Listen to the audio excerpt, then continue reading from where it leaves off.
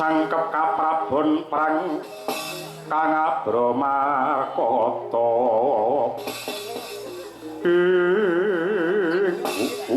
ladal wadya bala guwa barong krembyak kakehan cacah ngreda kakehan jiwa katengkok ing panca baya bayane do mlenjani yen ditutukake Bandayuda karo anak-anak Pandhawa ngibarate rebut balung tanpa isi sing tak arah Pandhawa dudu cindhil abang wadya bala mangsa bara ripalungguhan iki Prabu Naga Gumbang bakal saling wujud Triwi Krama sing tak arah ndarepe Pandhawa Puntadewa urung nganti kenthong subuh kudu padha gulune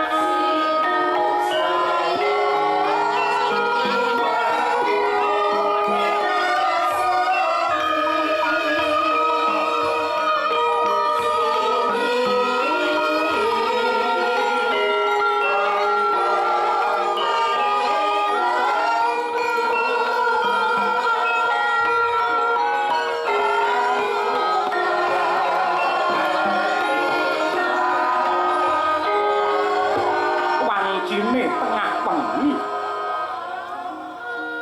ademe tembus nganti tekan dalung sungsung ing jroning pakuwon kawis tinggal pambayun Pandhawa Sri Puntadewa nedheng yoga brata nyambung raos lawan Gusti ingkang Maha Kuwaos nindakaken puji dikir kidung suci miyang mantra rahayu ucap kedadak ana swara kumrusak kumelap pewujudan kang sinorot rembulan sak glugu gedene hanenggih sang naga kumbang galak ngakak kumitir petite awak ngkeri pakuwon anglumba sirahe ndodos lawang ucap sang prayit ning kewuh nenggih Dhyana Arjuna lumepas kang jemparing dadi srana tugel ta janggane naga kumbang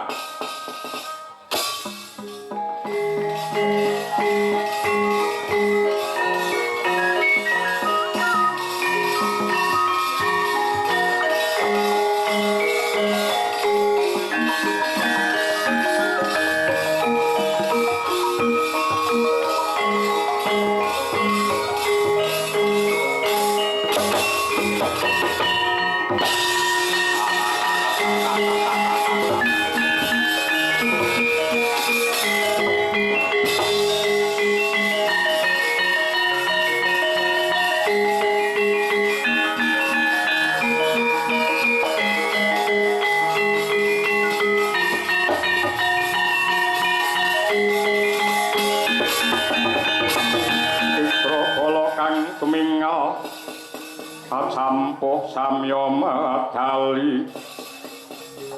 lir kaget wileting gawada nyuwun agunging samudra pangaksami Koko Prabu dene patrapipun ingkang rayi nyabaraken lan jugaraken anggen paduka semedi kula wani cumantaka karana wonten naga gumbang ingkang arah seda paduka Koko Prabu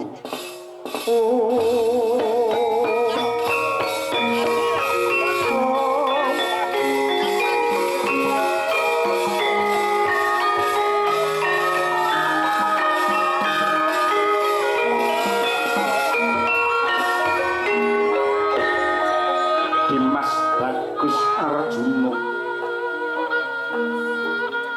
mawali-wali mawantu-wantu pun kakang wis paring dawuh marang kabeh kadang Pandhawa sajroning paukuman Wanaprastha iki sepisan aja gawe kapitunan utawa gawe rugi angka loro aja nganti gawe pepati aja meneh kok sipate menungsa nadyan sipate kewan ora kena diperjaya nanging si Adi wis nrajang pranatan mau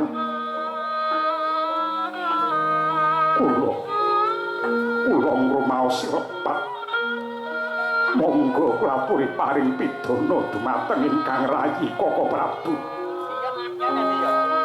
wong kakang ora bakal gawe kapitunan apa meneh matrapi pidana marang jeneng sira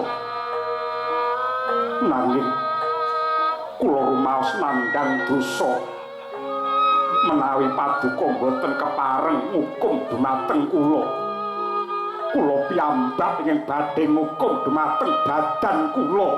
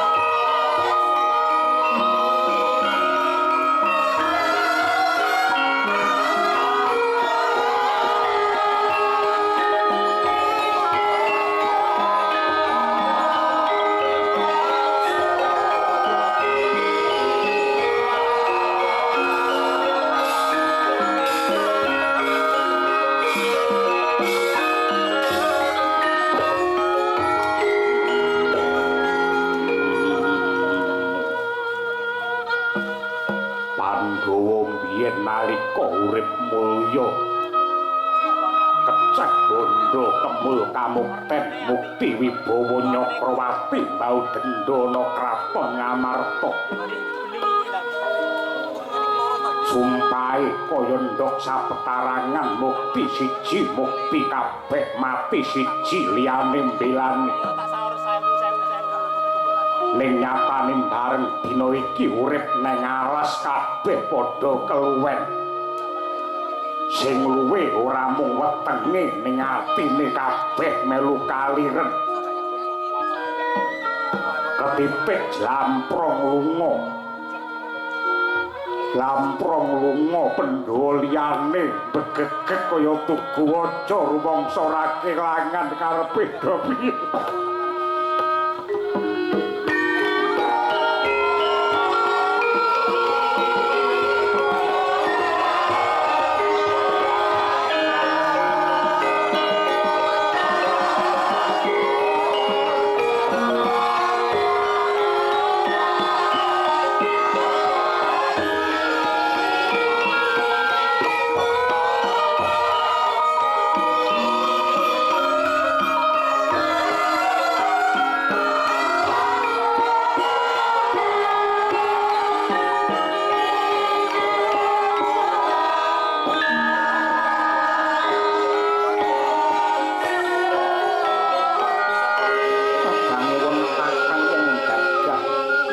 Udara aja kleru anggenmu gagapi lelakon iki ya Di watake adimu Arjuna iki mau patut minangka tepa tuladha ketipik ora rebut bener nanging malah rebutan luput ora rebut bener nanging rebutan keluputan lan kepara gelem ngukum karo awake dhewe merga rumangsa kleru iki kena kanggo tepa tuladha upamane Sentana lan pejabat negara watake kaya Arjuna mendah kaya apa apike Koko Prabu lajeng dhateng pundi kesahipun Yayi Parto dakuipun Kakang ora ngerti nanging aku wis apal watake Yayi Arjuna anggone ngukum diri pribadi mesti kanthi cara nyiksa raga memulya jiwa amat perhardane kanekson lan aku percaya besok baline Dimas Permadi kumpul kelawan para kadang mesti nggendong lan mondhong kanugrahan kanggo mulyane bebrayan inggih Koko Prabu lajeng salebetipun paukuman para Pandhawa ingkang kirang setunggal taun menika menapa ingkang kedah dipun lampahi kula cumadong dawuh Yayi Werkudara nakula sadewa apa dene Yayi Drupadi aja kendhu malah kepara saya banter kang dadi pangestine marang Hyang Agung saya kenceng panembahe marang pangeran lan upamane ana ingkang gawe kapitunan lan jahil kelawan Pandhawa aja nganti nduk tanggapi kanthi rasa serik nanging walesen kanthi gedene welas asih merga pawongan sing jahil kelawan Pandhawa kuwi malah dadi dalan Pandhawa nglunturake lan nyuda marang dosane supaya saya dewasa kang dadi pakartine Yayi sira kabeh ndak dungengi lelakone peksi Garuda ingkang gedhe wujute nalika Garuda mau mabur ana kewan cilik ya kuwi manuk gagak ingkang mancik ana gegere Garuda banjur nyokot sirahe Garuda saka mburi nanging Garuda mau ora nesu lan ora nanggapi malah kepara buka lare saya amba banjur mabur saya dhuwur wasana si Gagak mau kentekan napas lan ketrajang banter angin satemah Gagak mau ceblok lan mati. Yayi lelakone Garuda iki mau bisa kanggo piwulang, bisa kanggo patuladan. Manungsa kuwi aja mung gagas wong liya sing serik lan mungsuhi karo kowe, nanging mabura sing dhuwur supaya jiwamu luhur lan sempulur dadi wong sing misuwur. Caritane satriya linuwih kang margi mring kautaman tan pekat mring pangestine ngesti hayuning kayun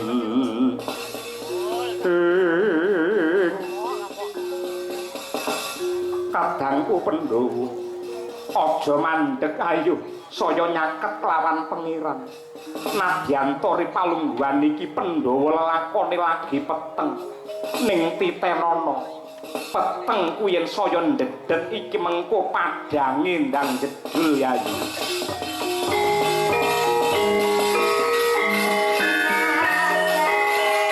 Sandya kala Pandhawa biyoko mulung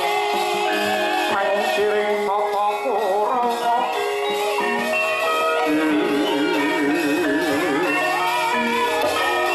Tambah kongke sropatike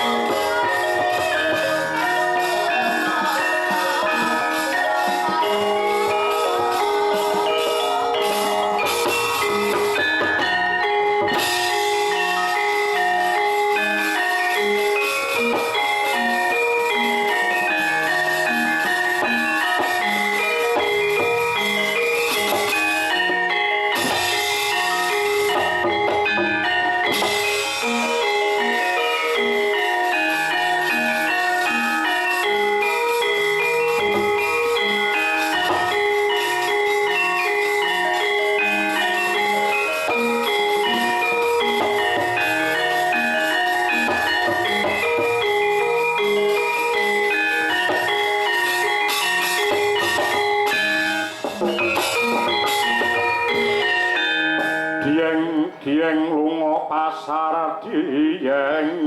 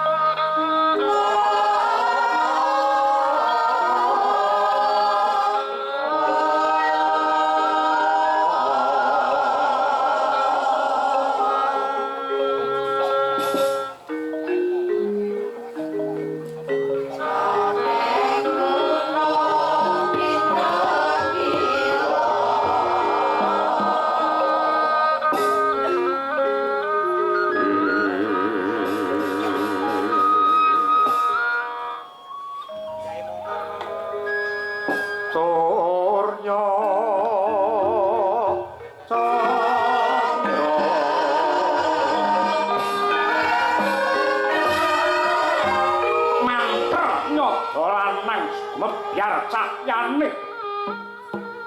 mapan wonten ing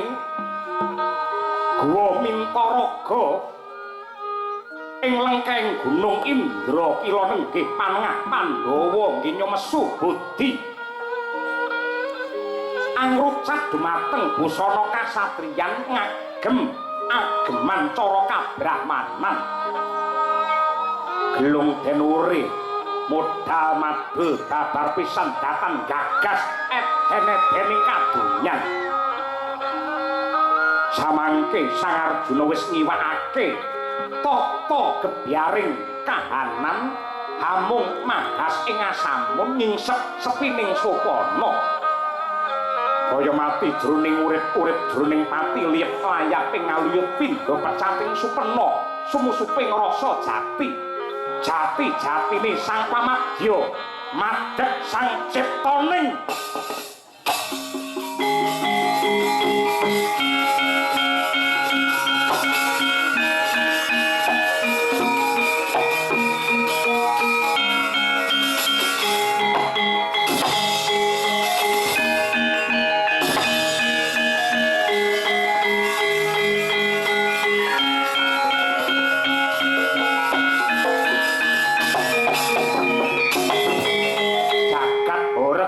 dedrek Prabowo gara-gara ingkang nyundul wonten ing kahyangan dayane Sang Minta Darsana Raga yori Sang Ciptawening nenggih para panakawan kawis tingal kaya antuk pengasih Hyang Agung mulat Sang Bendara ingkang nedeng Mahasmedi mangkono sigra angrengga endahing putri saking Surakarta